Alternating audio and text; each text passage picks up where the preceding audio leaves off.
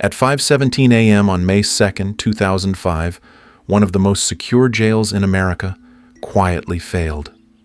No alarms, no broken locks, no chaos. Just a rope made of torn bed sheets hanging 30 feet down the side of a concrete wall in Madison County, Illinois. A newspaper carrier saw it first swaying in the early morning air beneath an exhaust vent at Alton City Jail. Inside, guards rushed to a cell that had been monitored around the clock by cameras and checked every 30 minutes without exception.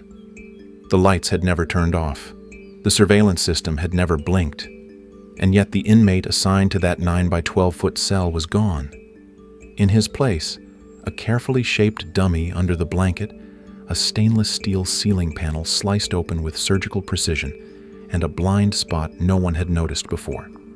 Quanti Adams had just done something no one had even attempted.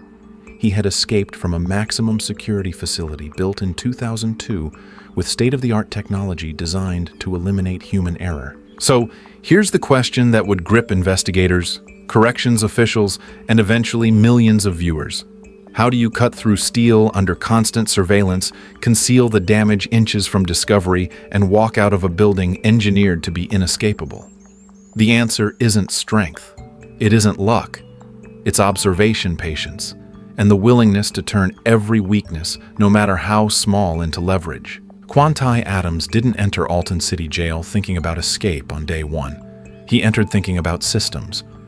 He had grown up in Compton, where survival depended on reading patterns: who controlled the corner, who moved product, who watched from the shadows. By 12, he understood territory. By his 20s, he understood risk.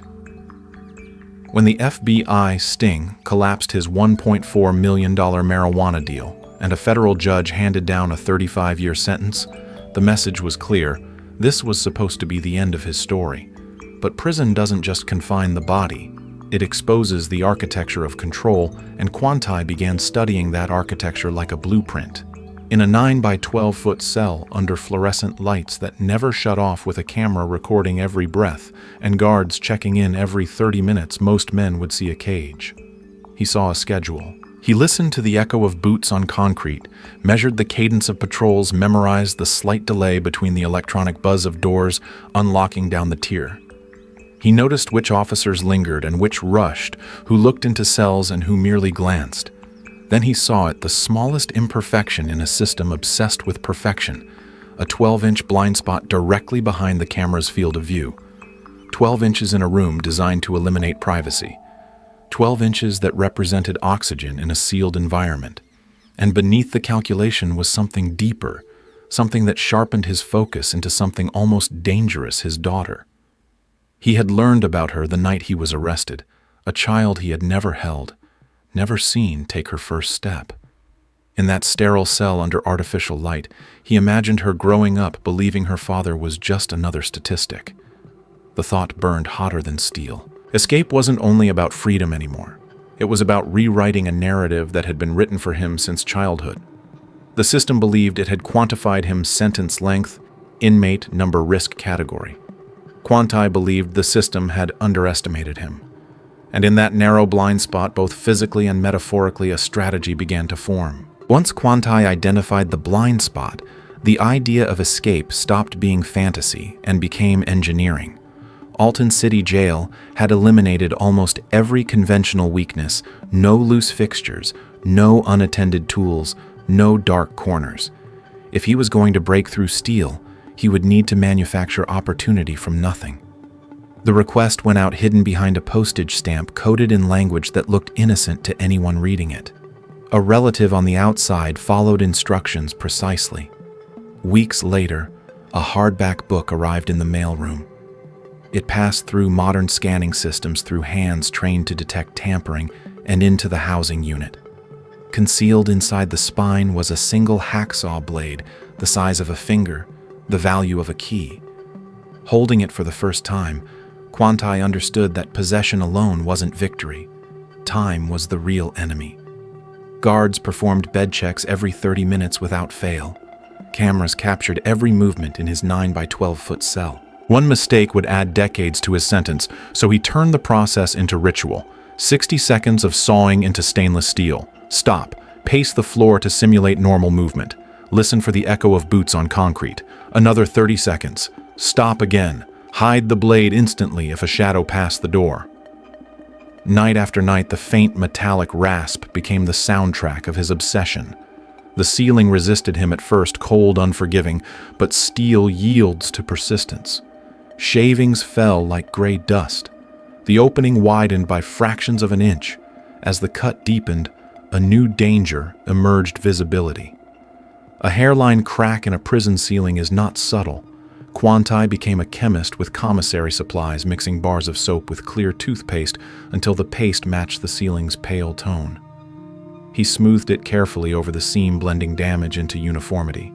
Inspections came every Monday, Wednesday, and Friday. Each time a guard stepped inside his cell, the hole in the ceiling hovered inches from exposure. The tension was suffocating. His pulse spiked at every unexpected footstep, every unscheduled movement on the tier. After nearly 6 weeks, 42 nights measured in stolen seconds, he had carved an oval large enough to crawl through. But when he made the final cut, the ceiling plate slipped loose. It would not sit flush anymore. If touched, it would fall. Panic surged for the first time. Then he improvised again. He soaked peppermint candies in water for days, creating a thick adhesive syrup. Lined along the edges and left to dry, it held the metal in place with surprising strength. The system had sensors, cameras, routines.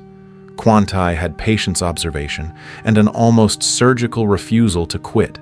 Steel had been reduced to an opening no wider than a basketball. Freedom was now measured not in years, but in inches above his head. No escape exists in isolation. Even the most disciplined plan eventually reaches beyond steel and concrete and into the unpredictable territory of human emotion. Tanya Goodwin entered Kwantai's life as ink on paper, a pen pal responding to a letter from a man she believed was more than his conviction. Their correspondence started innocently shared thoughts about faith, regret, second chances, but slowly evolved into something more intimate. Over phone calls monitored and visits conducted under fluorescent lights, Kwantai spoke softly about his daughter, about wanting to be present in her life, about refusing to let prison define him. His voice carried conviction, and Tanya heard vulnerability. What she didn't see was calculation layered beneath sincerity. Kwantai understood that access is power, and Tanya represented access to the world beyond razor wire. During visits, she observed details without realizing their weight. The angles of exterior cameras, the spacing of light poles in the parking lot, the timing of officer rotations, the blind spots created by landscaping and concrete edges. To her, it felt like conversation. To him, it was reconnaissance. He never demanded. He guided. Questions were framed casually, curiosity disguised as concern. When he slipped her a note concealed behind a postage stamp outlining where she should park and how she would be contacted, he told her he was being released soon. The lie was wrapped in hope, and hope is disarming. Tanya wasn't reckless. She was convinced. She saw a man fighting for redemption. Kwantai saw a final variable in a precise equation. Yet beneath the manipulation was tension he could not fully control. Trust is fragile, and human fear can undo even the most meticulous strategy. As the ceiling above his cell neared completion, another question hovered in the dark when the moment came. Would she show up, or would emotion fracture the plan at the edge of freedom? The night of the escape did not arrive with drama. It arrived quietly, almost politely, as if the system itself believed nothing extraordinary could happen under its watch. Officer Mike Morelli was on duty, the sharpest guard in the facility, a man known for noticing what others missed. Kwantai had once promised himself he would never attempt escape during Morelli's shift. Yet there, he stood staring at the ceiling he had hollowed out over 42 nights. When Morelli paused at his cell and asked, "Why are you still up?" Kwantai answered evenly, "Just waiting to go home." The words lingered between them, heavier than either acknowledged. Hours later, when the tier settled into mechanical silence, Kwantai moved. He positioned the dummy under the blanket, blocked the camera within that narrow 12-inch blind spot, and lifted himself into the opening.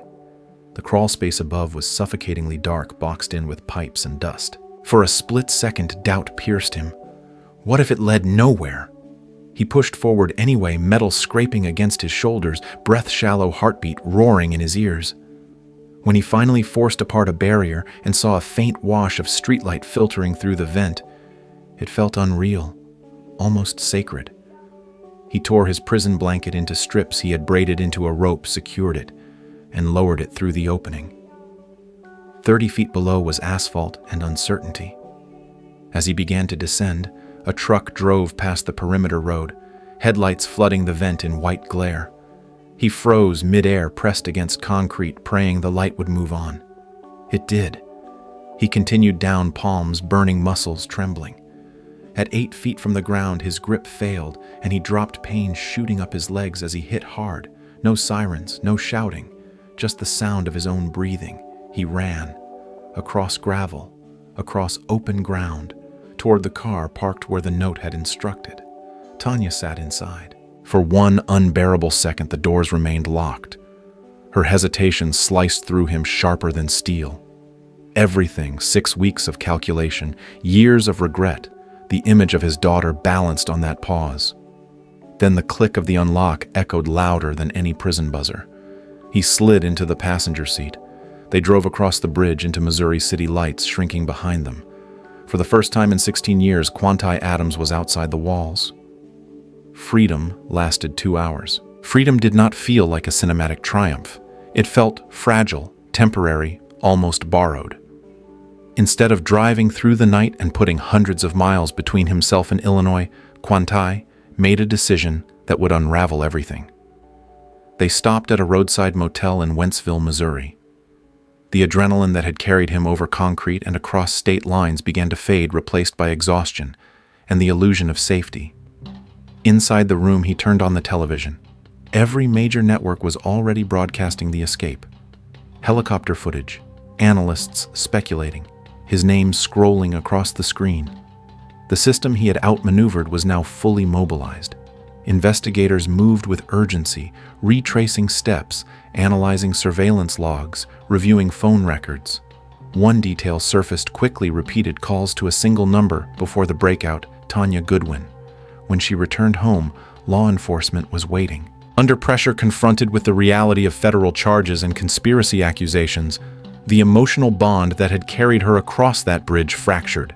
Fear overpowered loyalty. She told them where he was.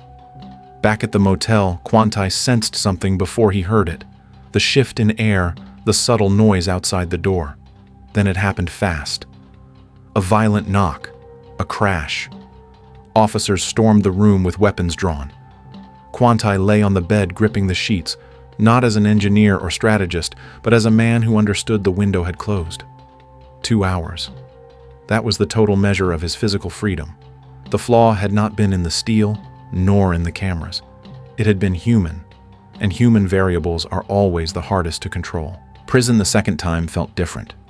Not because the walls were thicker or the perimeter more secure, but because Quantai understood something fundamental. Now brute escape had limits, but systems always contain internal contradictions. Transferred to the Federal Correctional Institution in Victorville, California, he faced the possibility of spending the rest of his life defined by a failed breakout. Instead of searching for another blind spot in concrete, he began searching for one in the law.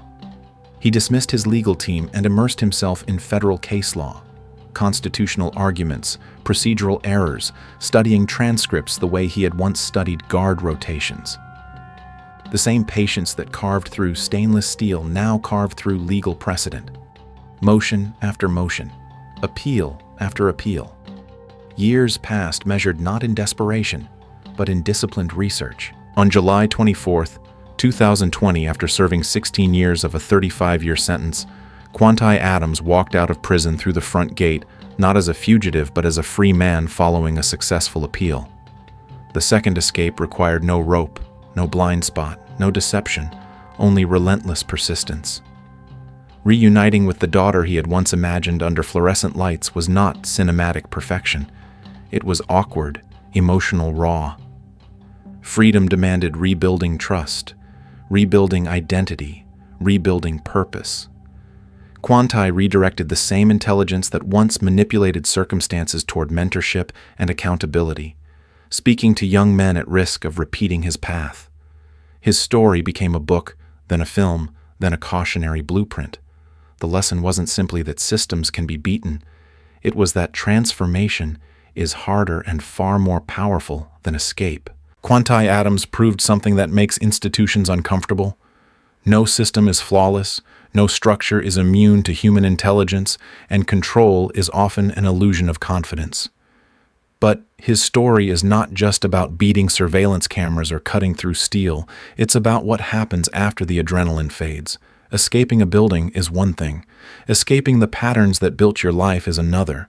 For American audiences, this story hits deeper because it forces a hard question: are we building stronger systems, or are we failing to address the cycles that put people inside them in the first place? Observation, patience, and strategy can break walls, but growth requires accountability and direction.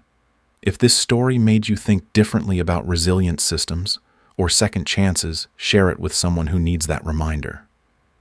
Like this video, subscribe to the channel, and turn on notifications so you don't miss the next deep investigation. Because sometimes the most important escapes aren't physical, they're mental.